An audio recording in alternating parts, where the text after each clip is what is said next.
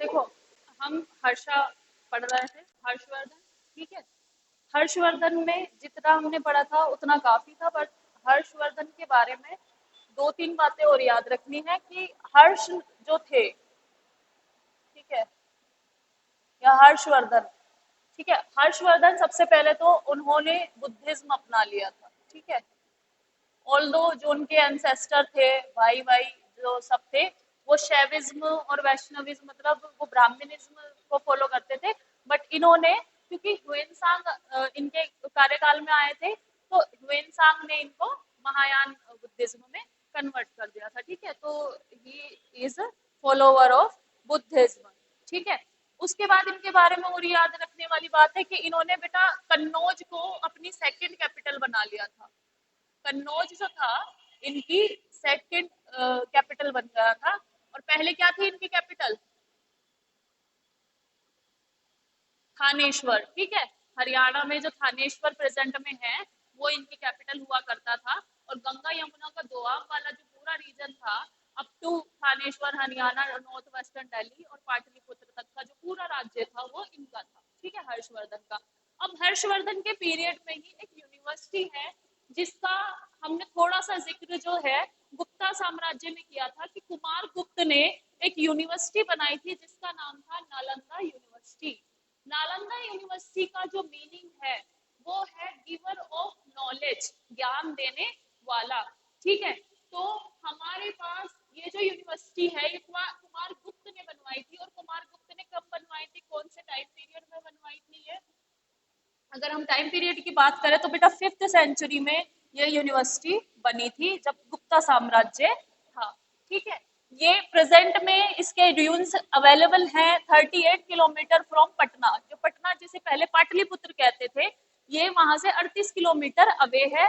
और नालंदा यूनिवर्सिटी जो है हमारे भारत में पहली ऐसी यूनिवर्सिटी है जहां पर रेजिडेंशियल और एकेडमिक दोनों तरह की सुविधाएं मौजूद थी। मतलब वहां पे हॉस्टल्स भी थे, वहां पे आप रह भी सकते थे और वहां पर रहकर आप पढ़ भी सकते थे, ठीक है। इसके बारे में अगर हम और आगे जाने तो सबसे पहले जो इसकी डिस्कवरी हुई थी वो बेटा की थी फ्रांसिस बुकानेन ने। फ्रांसिस बुकानेन हमारे उस समय आर्कियोलॉजिकल सर्वे ऑफ इंडिया के जो थे जनरल थे। और ये जब इंडिया आए थे तो इन्होंने वहां पर एक्सकावेशन कराया पटना में, ठीक है। पहला एक्सकावेशन हुआ था 1915 में, 1937 में। ये हुआ था बेटा ब्रिटिश के टाइम पे, ये हुआ था फ्रांसिस बुकानेन की अध्यक्षता में, ठीक है, जब नालंदा यूनिवर्सिटी के ड्यून्स मिले, ठीक है। फिर फर्दर गवर्नमेंट ऑफ इंडिया ने 1974 से 1982 में इसका फिर एक्सकावेशन किया और वहां पर नालंदा यूनिवर्सिटी के रूइंस मिले हुए हैं, ठीक है। ये एक महायान बुद्धिज्म यूनिवर्सिटी है, ठीक है। और ये यूनेस्को वर्ल्ड हेरिटेज साइट का इसको टैग मिला हुआ है। अब नालंदा यूनिवर्सिटी अगर तुम देखना चाहो तो मैं तुम्हें दिखा सकती हूँ उसकी फोटो। बहुत बड़ी यूनिवर्सिटी थी, यू कैन से। और और ये डिस्ट्रॉय कर दी गई थी। क्या हुआ? ये कोई नाम उसका मुझे याद नहीं आ रहा, कोई मुस्लिम इन्वेडर था। जब उन्होंने इन्वेड की थी ये, तब डिस्ट्रॉय कर दी थी। छोटा ही आ रहा है फोटो।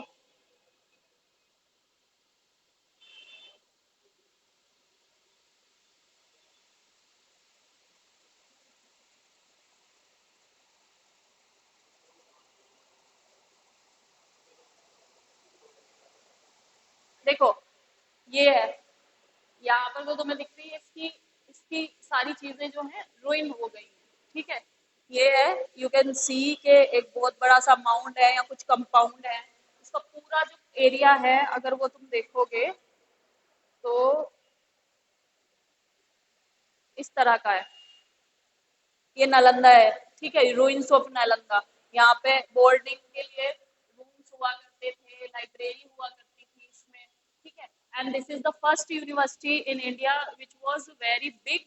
और इसलिए इसकी खास बात ये है कि बेटा यहाँ पे सिर्फ इंडिया से नहीं लोग पढ़ते थे, यहाँ पे बाहर से भी, फॉरेन से भी जो स्कॉलर्स हैं, स्टूडेंट्स, वो पढ़ने के लिए आते हैं।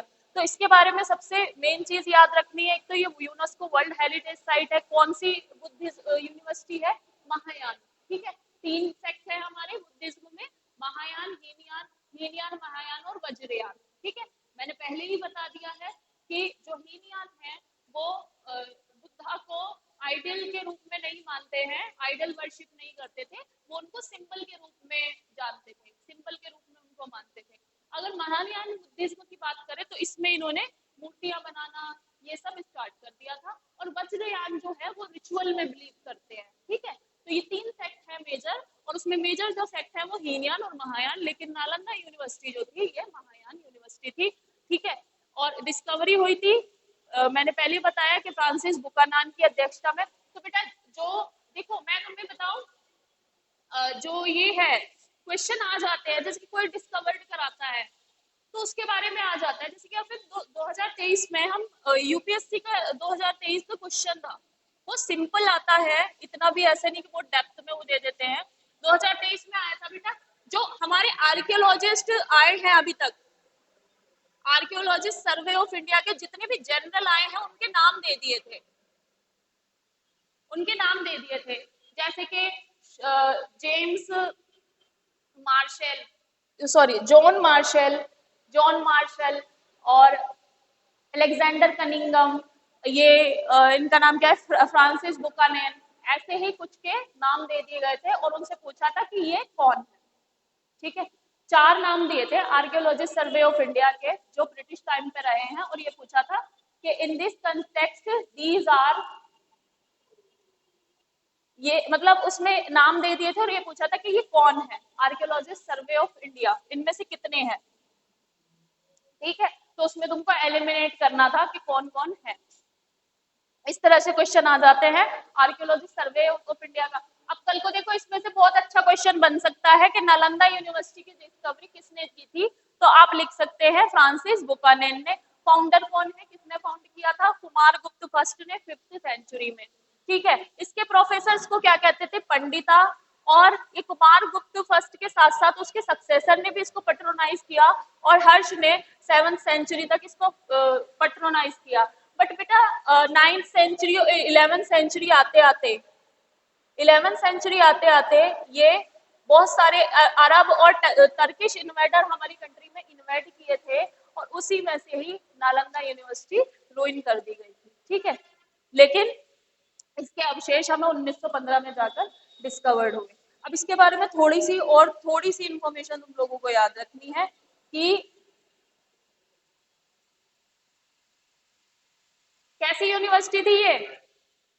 मैंने बताया कैसी यूनिवर्सिटी थी। यूनिवर्सिटी में जो प्रोफेसर रहते थे उनको क्या कहते थे? पंडिता।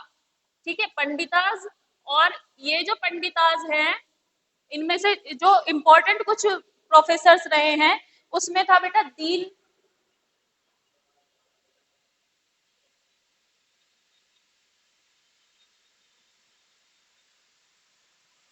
कुछ पंडिताज रहे हैं दीन नागा, दीन दीन नागा, धर्मपाल,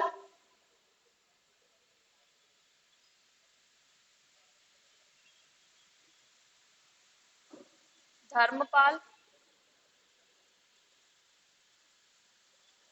स्थिरमती और शीलभद्र।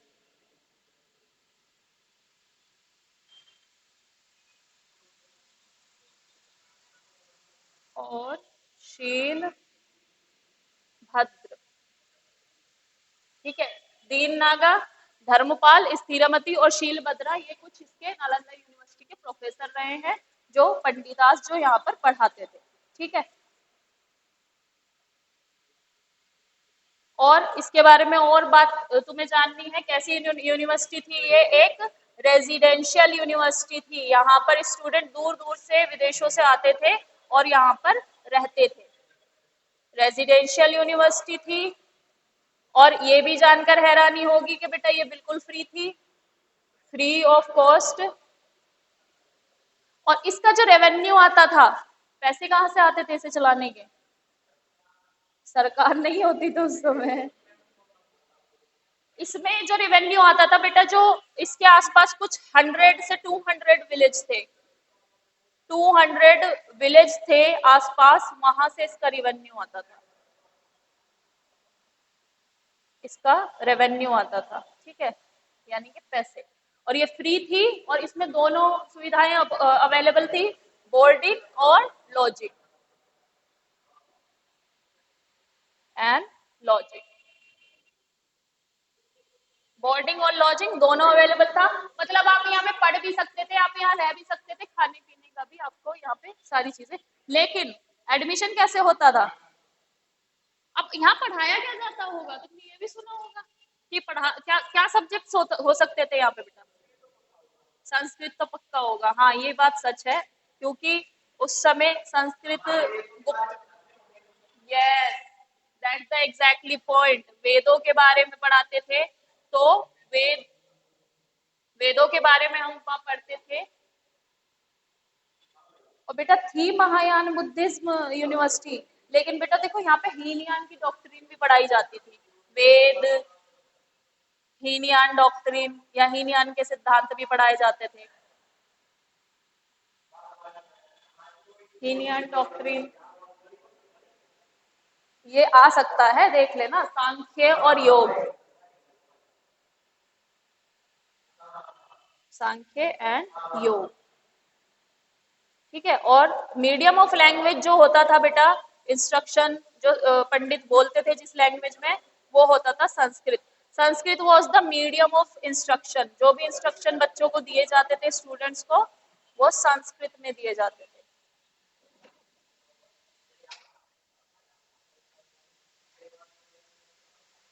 मीडियम ऑफ इंस्ट्रक्शन, ठीक है, संस्कृत में इंस्ट्रक्शन दिए जाते थे।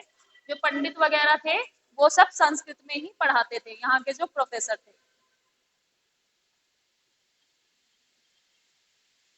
ठीक है, अब इसमें एडमिशन कैसे होता होगा?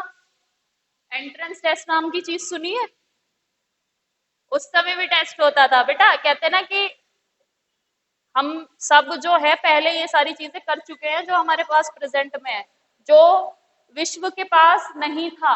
5th सेंचुरी के पास हमारे यहाँ पे यूनिवर्सिटी थी, याद रखो इस बात को। जो यूनिवर्सिटीज वर्ल्ड में पता नहीं कब आई होंगी, और ब्रिटिशर्स या अदर यूरोपियन कंट्रीज को प्राउड कर रहे हैं कि oh we were the first, हमारे पास ये चीजें पहले से थी। But no, you are wrong, you forget about India. ठीक है, इंडिया में यूनिवर्सिटी 5वीं सदी में ही आ गई थी। ठीक है, और एंट्रेंस टेस्ट जो अभी ये बात करते हैं ना, एंट्रेंस टेस्ट टफ होता है, कौन सी कंट्री का टफ होता है? कोरिया या जापान, कहाँ का कहते हैं? चाइना का। वो एंट्रेंस टेस्ट हमारे यहाँ पे पहले से ही है। ठीक है, 5th सेंचुरी में एंट्रेंस टेस्ट, सोचो, एंट्रेंस टेस्ट ऐसा होता था कि बेटा सिर्फ 100 में से 30% बच्चे ही पास कर पाते थे एंट्रेंस टेस्ट, इतना टफ होता था। और डिसिप्लिन बहुत टफ होता था, कहते कि सुबह 4 बजे उठना है तो उठना है। ठीक है। ठीक है, और इस बात को जस्टिफाई भी किया है, एक चाइनीज ट्रैवलर आए थे, इत सिंह। इत सिंह थे, that is a Chinese traveller, he is a Chinese traveller. और इत सिंह ने बताया था कि बेटा यहाँ पे कम से कम इस यूनिवर्सिटी में 3000 स्टूडेंट पढ़ते थे फ्रॉम वेरियस कंट्रीज। ठीक है, 3000 स्टूडेंट इस यूनिवर्सिटी में पढ़ते थे।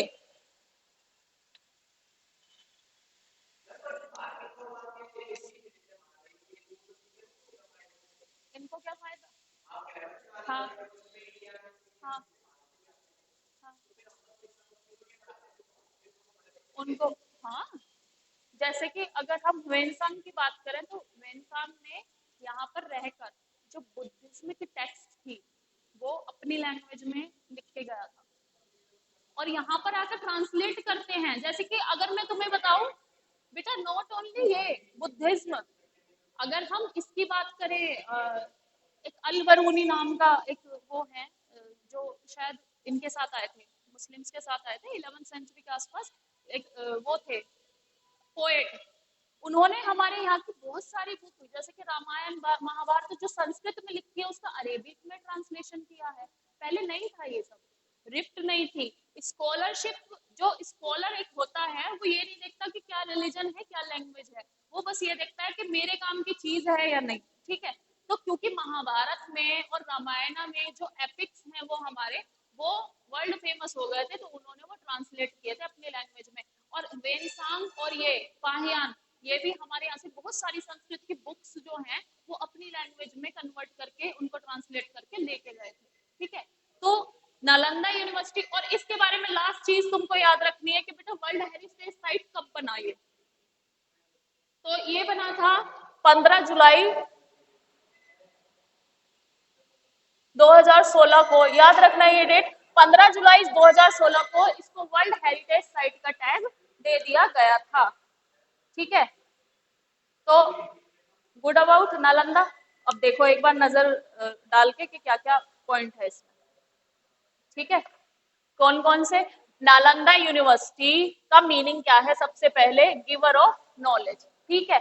लोकेशन कहाँ पर है, ये प्रेजेंट में 38 किलोमीटर अवे फ्रॉम पटना अभी भी है, वर्ल्ड हेरिटेज साइट है, तुम घूमने जा सकते हो वहां पे।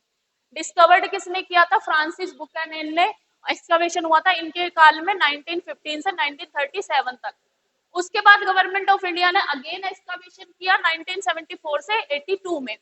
फाउंडर इसके थे कुमारगुप्त 5वीं सदी में या 5th सेंचुरी में। ये एक रेजिडेंशियल यूनिवर्सिटी थी, फ्री एजुकेशन दी जाती थी, बोर्डिंग और लॉजिंग, पढ़ने और रहने दोनों की सुविधा अवेलेबल थी।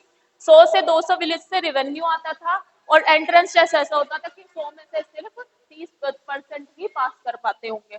इत सिंह चाइनीज ट्रेवलर ने कहा है कि वहाँ 3000 स्टूडेंट पढ़ते थे। अगर हम प्रोफेसर की बात करें तो वहाँ पे पंडितास कहते थे प्रोफेसर को, और मेन जो थे वो थे ये दीन नागा, धर्मपाल, स्थिरामती और शीलभद्र। और इसके बाद अगर हम बात करें तो एएसआई जनरल पे यूपीएससी 2023 में भी क्वेश्चन आए हैं और पीसीएस में आ जाते हैं।